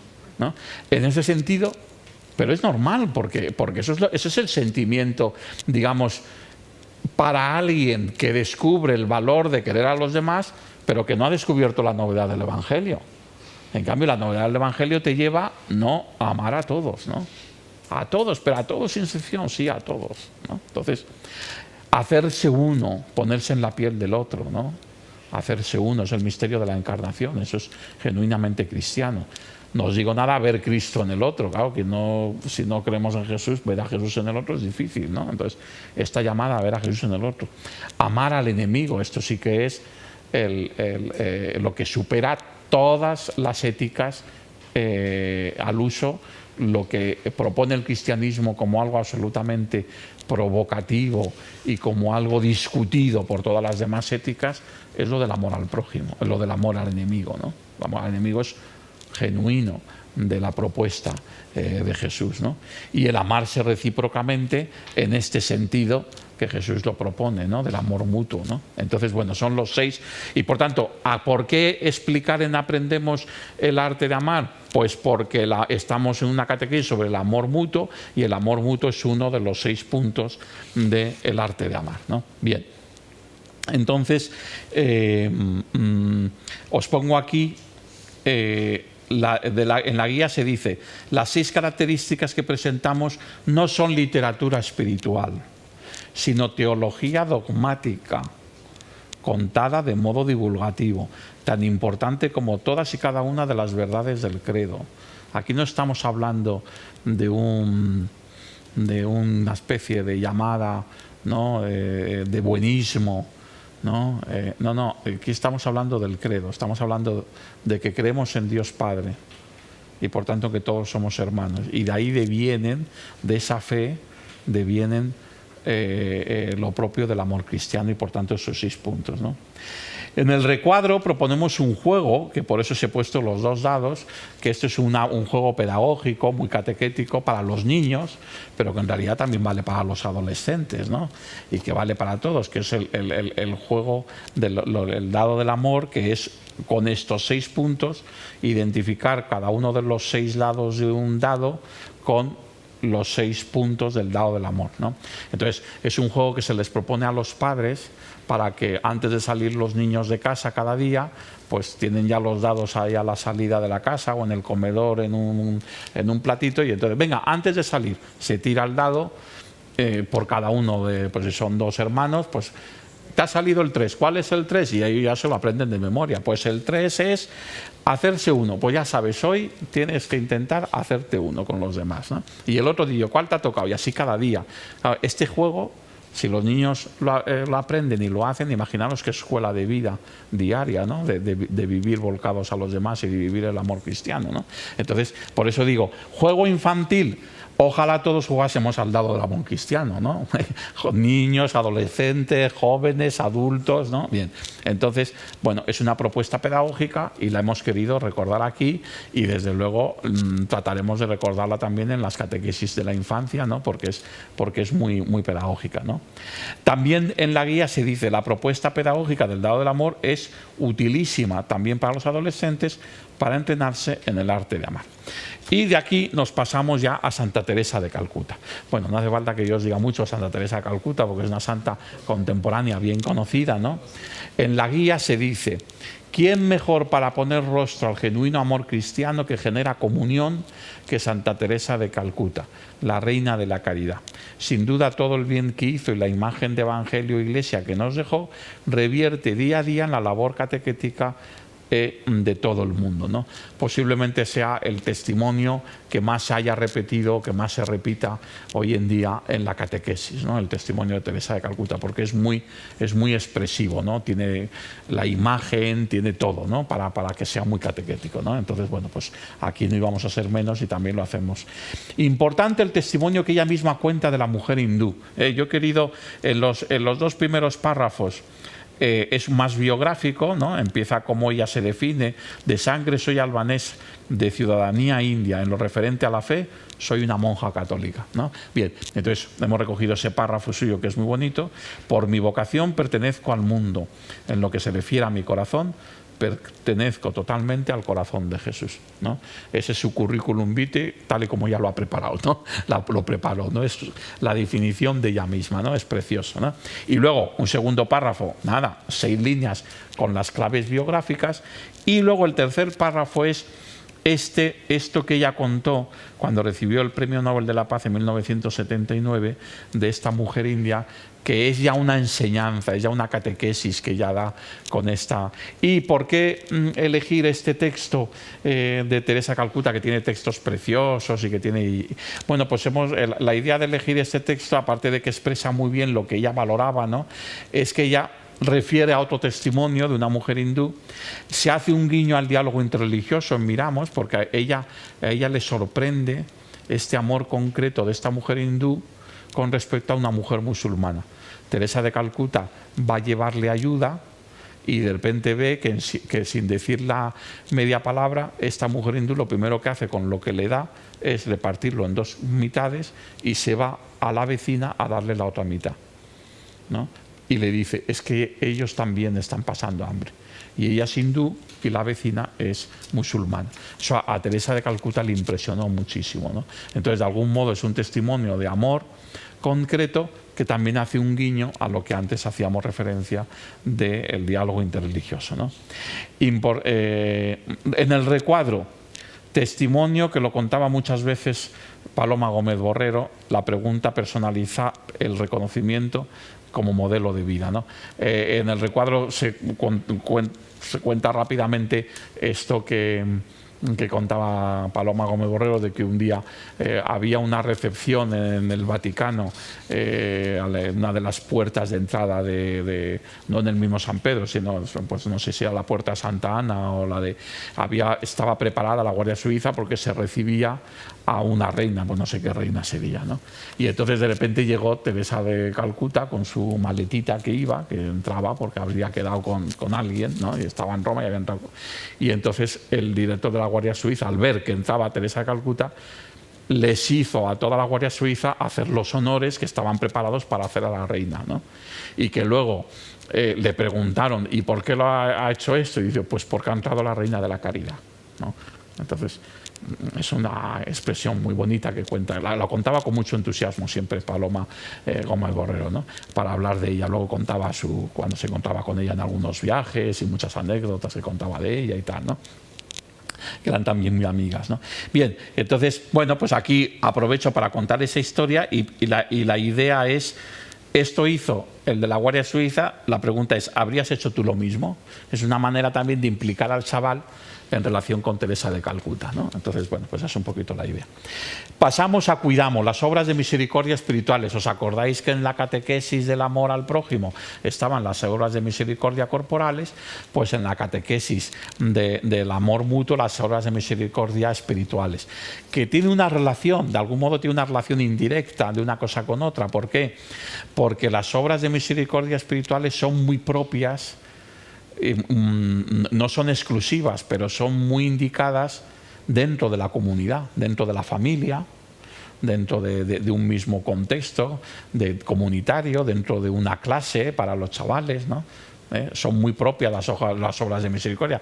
En las obras de misericordia espirituales, el escuchar al otro, el enseñar, el tener paciencia, pues hombre, con el de fuera son más prioritarias las corporales, ¿no? El dar de comer, el dar de beber, el vestir al desnudo, pero las espirituales hay muchas posibilidades de realizarlas en el ámbito más donde estamos llamados a establecer esta relación de amor mutuo, ¿no? Entonces, por eso elegimos unas para un cuaderno y otras para otro, ¿no?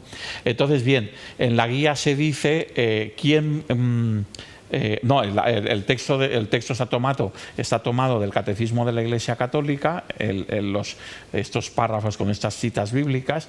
Por tanto, no es un texto preparado para adolescentes como en el otro cuaderno, pero es suficientemente fácil de entender, y si no, para eso estáis vosotros, para que si alguna cosa no entienden, pues que lo puedan entender si se leen estos 4 puntos del texto, ¿no?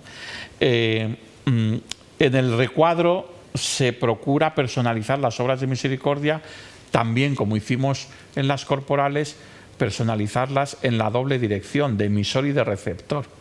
Es decir, que no solamente las obras de misericordia espirituales nos dicen que yo estoy llamado a enseñar al otro, sino también estoy llamado a dejarme enseñar por el otro, ¿no? Entonces, esta reciprocidad, ¿no? Entonces, bien, pues ahí aparece, ¿no? Y simplemente pongo aquí que la imagen de estos dos, de este chico y esta chica, ¿no? Pues también muestran que ellos, entre ellos mismos, pueden enseñar a y aprender de sus amigos, ¿no? Bien. Entonces ahí está esta catequesis. Pasamos a compartimos, ya vamos terminando, los principales derechos humanos, ¿no? Aquí siempre ya introducimos la doctrina social de la Iglesia, aquí encaja muy bien los derechos humanos en esta catequesis, se hubieran encajado igual en la catequesis del amor al prójimo, pero bueno, no me acuerdo ahora cuál era la página de compartimos de la de amor al prójimo, hay que mirarlo, pero bueno, al final aquí encajaba también muy bien, ¿no? El magisterio de la Iglesia, lo primero es que con el primer punto, con el primer párrafo, de algún modo se les dice esto de tipo, digamos, cultural, que tengan un conocimiento, ¿no? De las que nacen en la Declaración Universal de Derechos Humanos del 1948, y enseguida una referencia a San Juan Pablo II, ¿no? Que dice que son una piedra angular en el camino del progreso moral de la humanidad, ¿no? Bien, ¿por qué esta referencia a San Juan Pablo II? Pues para que quede ya claro desde el principio que si la Declaración de los Derechos Humanos no es un texto, digamos, teológico, ni es un texto eclesial, es un texto social, no es un texto de la comunidad internacional, pero que tiene una vinculación con el magisterio de la Iglesia. No solo porque Juan Pablo II dice esto o lo que dicen otros papas de los derechos humanos, sino porque, y esto es lo que os pongo aquí, que yo creo que lo hemos contado aquí alguna vez más, ¿no? Esta idea que es bueno que la gente lo sepa, porque el 99%, mucha gente no lo sabe, que los derechos humanos, el origen, punto por punto, o sea, idea por idea, no una referencia general, sino cada una de las ideas recogidas en la Declaración Universal de los Derechos Humanos no se inventaron en 1948 cuando se crea la ONU, sino que lo que hacen esos juristas, filósofos del derecho y tal, internacionales, que se les pide que relaten los derechos humanos, lo primero que hacen, porque lo conocen, porque saben algo del tema, es tirar de la Escuela de Salamanca del siglo XVI en España, del antecedente a los derechos humanos, que es el derecho de gentes. El derecho de gentes fueron los teólogos de la Escuela de Salamanca, dominicos y jesuitas, que ante el desafío que suponía para el Reino de España el encuentro con América, en el sentido de la responsabilidad moral de lo que muchos de los conquistadores estaban haciendo en contra de la dignidad de los indígenas, era el decir, cuidado, porque primero empezó siendo un debate teológico. Son todos seres humanos, son todos hijos de Dios, ¿no? Por tanto, estamos hundiéndonos al tema de la fraternidad universal. Y entonces los teólogos dijeron, no, son todos hijos de Dios, deben ser tratados igual que los europeos. Y no se puede violar sus derechos, y hay que tratarles, hay que reconocer en ellos la misma dignidad. Y entonces ellos elaboraron las distintas concreciones del respeto de la dignidad de los conquistados. Y de ahí surgió una idea del que se llamó el derecho de gente. Es decir, tenemos que establecer una norma, dijeron en la Escuela de Salamanca, que sean los derechos de los seres humanos, no por ser del Reino de España, sino simplemente por ser seres humanos. Ya tienen unos derechos básicos. Y esa fue una idea de la Escuela de Salamanca. Y de ahí viene luego que cuando por primera vez en la historia ha habido un organismo con una cierta, ya sabéis que mínima, ¿no? Cesión de soberanía para algún tipo de coordinación internacional, como es Naciones Unidas, que luego es mínima por el derecho de veto, etcétera. Bueno, pues entonces recurren al derecho de gentes y establecen el listado de la Declaración de Derechos Humanos. Pero el origen es de la Iglesia Católica Española y de la Escuela de Salamanca y de nuestros jesuitas y dominicos. No es por poner una medalla, pero bueno, es bueno que sepamos un poco de historia y que lo reconozcamos, ¿no? Entonces es bueno que esto también, pues los catequistas lo sepan y lo sepan los chavales, si puede ser, ¿no? Aquí aparece la lista más resumida, está tomada de un texto de Juan Pablo II, esta lista resumidísima de cuáles son los principales derechos humanos, ¿no? Los 5 principales derechos humanos: el derecho a la vida, el derecho a la libertad de expresión, el derecho al trabajo y a la familia, ¿no? y a sostener una familia, el derecho a la familia y los derechos familiares como derechos humanos, y el derecho a la libertad religiosa y la libre elección, ¿no? Bueno, pues ahí están 5 de los derechos humanos principales en este texto. Y luego ha añadido un texto del Papa Francisco, ¿no?, que hace un hincapié en el derecho a la vida. ¿Por qué este hincapié en el derecho a la vida? No porque los demás no sean importantes, sino porque a veces es frecuente que en el contexto en el que los chavales se muevan haya, y cuando hablo del contexto hablo también del posible profesor de ciencias sociales, ¿no?, por decir, ¿no?, en el colegio, que haga una defensa clarísima de la Declaración de los Derechos Humanos, pero el primero es derecho de todos, sin el cual todos los demás sobran, que es el derecho a la vida, pues lo matice de tal modo que al final no lo defienda, ¿no? Entonces, bueno, pues viene bien que ellos también entiendan que en cristiano el primer derecho es el derecho a la vida, ¿no? Y que quede bien expresado, y por eso ese texto del Papa Francisco sobre el derecho a la vida, ¿no? Bien, entonces, esto es, compartimos, ¿no? En el recuadro, relación entre los derechos humanos y el bautismo, ¿no? Podemos hacer esta pregunta, ¿no? Hombre, parecería un poco tomado con alfiler. ¿Qué relación puede haber entre la Declaración de los Derechos Humanos y el bautismo? Pues sí, hay una relación indirecta. ¿Por qué? Porque por el bautismo hemos sido constituidos en Cristo Jesús sacerdotes, profetas y reyes. sacerdotes porque estamos llamados como Él a ser mediación entre los hombres, entre Dios y los hombres. Somos, por el bautismo estamos consagrados a Dios y somos de Dios, y por lo tanto somos mediadores, todos por el bautismo. Todos tenemos el sacerdocio real de los fieles, ¿no? Profetas y reyes. Reyes tiene también que ver de algún modo porque es la libertad de los hijos de Dios, ¿no?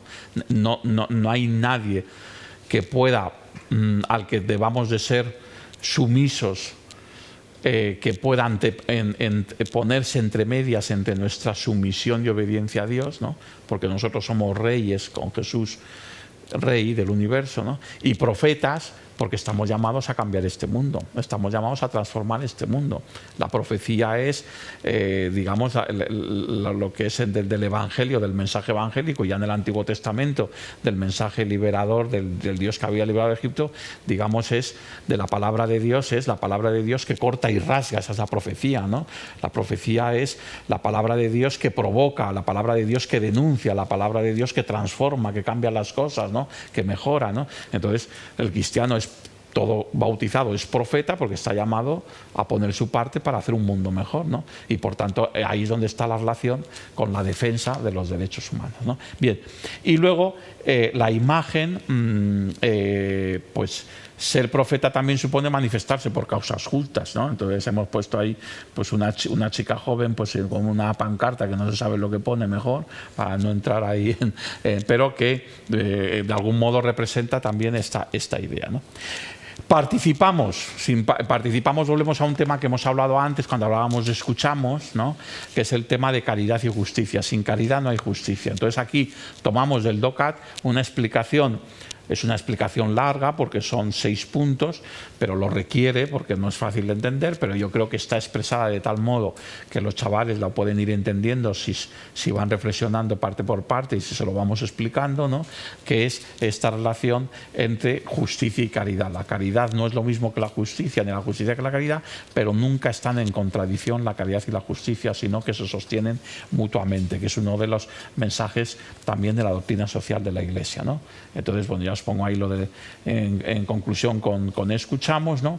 A muchos contemporáneos les resulta compleja y nuestros estudiantes tienen ahora la oportunidad de dilucidar, ¿no? El recuadro, provocativa pregunta que puede poner en jaque contradicciones catequéticas de no pocos cristianos adultos, ¿no?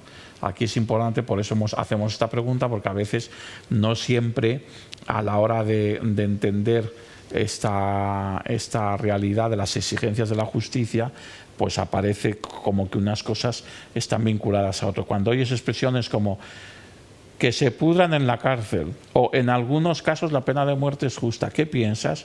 O mejor, ¿cómo piensas? ¿Con la lógica de la ley del tailón o con la lógica del amor al Evangelio, ¿no? Esto catequéticamente es importante porque yo creo que uno de los desafíos pastorales desde el punto de vista moral más importante que tenemos en la Iglesia es que muchas veces pues también muchos cristianos participamos, yo me pongo en primera persona porque la tentación la tenemos todos, participamos de unirnos a planteamientos que no son cristianos, que son paganos, ¿no? Como pueden ser estos y tantos otros que podríamos aquí sumar, ¿no? Comunicamos. Las redes sociales. Bueno, las redes sociales, os pongo aquí, no es solamente esta página 21 del cuaderno 5, la única que va a hacer referencia a las redes sociales. En estas páginas de Comunicamos habrá muchas más referencias y de hecho en los cuadernos que hemos estado viendo ya en alguna la hemos hecho. Aquí se trata de presentar lo inicial, lo básico, ¿no? Con respecto a las redes sociales, porque forman parte de su entorno y en las redes sociales es tal vez uno de los ámbitos donde más se juegan los chavales el poner en jaque su exigencia como cristianos de amar al prójimo y de buscar el amor mutuo, es decir, de buscar una relación, ¿no? Imaginaros un grupo de WhatsApp o de compañeros de clase, que se da muchas veces ya en estas edades, ¿no? Donde el tema del acoso a veces es lo que hace que se multiplique por las 24 horas del día y no solamente en los recreos, ¿no? Entonces, bueno, pues eso, en el momento en que es un grupo, de las redes sociales hacen grupos, si es un grupo en cristiano, tendrá que ser un grupo en el que cada uno, en el que el cristiano tiene que hacer lo posible para que ahí se viva el amor mutuo. no todo lo contrario, ¿no? Entonces, bueno, pues es un ámbito de relación, ¿no? Como puede ser la relación interpersonal, es un ámbito de relación, ¿no? Entonces, bueno, pues se les plantea, aquí lo único que se les plantea es un primer contraste entre lo bueno y lo malo en el uso de las redes sociales, de un modo muy sencillo. Y una imagen positiva de las redes sociales, que son pues, los tweets del Papa, que los hemos podido contar, que no sabéis lo que me costó. Esto simplemente como decir, lo que me costó que en la editorial pudieran meter ahí ese cuadrito del tuit del Papa. Eso fue, gráficamente, parecía que era una cosa muy sencilla, pues no fue tan sencillo, ¿no? Por lo menos, al parecer, no era tan fácil, pero al final, a base de ser pesado, lo conseguí, ¿no? Que no fuera solamente una pantalla de un smartphone sin nada, sino que reflejara ya algo que se podía identificar y que fuera algo positivo, ¿no? Oramos, ya estamos terminando, siempre con los pobres. Aquí encontramos estas aquí, siempre con los pobres. Aquí es que se me ha olvidado cambiar el título, perdonadme, se me ha olvidado, como he sido el último que he preparado, se me ha olvidado cambiar el título. El título es Esparcir tu aroma y abre nuestros ojos y nuestros oídos, ¿no? El título está mal puesto. En la guía se dice: las oraciones finales de Santa Teresa de Calcuta nos retrotraen al signo evangélico del éfeta, el ábrete boca y oídos de la palabra de Dios para acogerla y proclamarla, ¿no? Y también a través de las imágenes, con el gesto de vocear, ¿no? de querer decir algo, de anunciar, y el gesto de querer escuchar, ¿no? Entonces, estas dos imágenes recogen, porque la segunda oración de Teresa de Calcuta, que evidentemente, como veis, continuamos aprovechando en el cuaderno a Teresa de Calcuta, ¿no? Para que también ella de algún modo sea un referente que une todo el cuaderno, ¿no? Entonces, la primera es una oración muy bonita, pero la segunda es una oración muy interesante, porque si da tiempo en la catequesis con ocasión de esta oración, no viene mal hacer un guiño litúrgico al bautismo. ¿Por qué? Porque sabéis que en el bautismo está el signo del éfeta, ¿no? Éfeta, que significa ábrete, ¿no? Que es cuando Jesús, ante el sordo-mudo, le bendice los oídos y le bendice la boca. Y en el bautismo a todos nosotros se nos hizo el signo del éfeta y se nos dijo: ábrete en el oído, haciendo la señal de la cruz en el oído, si nos bautizamos de niños siendo pequeñitos, ¿no? Y para que puedas escuchar la palabra de Dios. Y en la boca, ábrete para que puedas proclamar la palabra de Dios, ¿no? Entonces, bueno, pues es un signo muy bonito, y como Teresa Jesús tiene una oración muy bonita sobre esto, y de algún modo pegaba también un poco pues con toda esta expresión orante al final también de estos temas más sociales y tal, pues de poder, ¿no? Acoger al otro, desde la palabra de Dios, poder también compartirla, bueno, pues está ahí, ¿no? Y luego pues ya mi diario, con la foto, una mirada fija, casi exhorta, ¿no? El amor cristiano abre nuevos horizontes, bueno, pues para esa página del diálogo. Y el versículo de la portada: por mis hermanos y compañeros voy a decir la paz contigo, Salmo 122.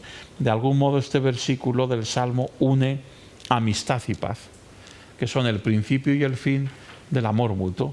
El amor mutuo humanamente nace de la experiencia de la amistad, pero el amor mutuo tiene como consecuencia última que genera la paz.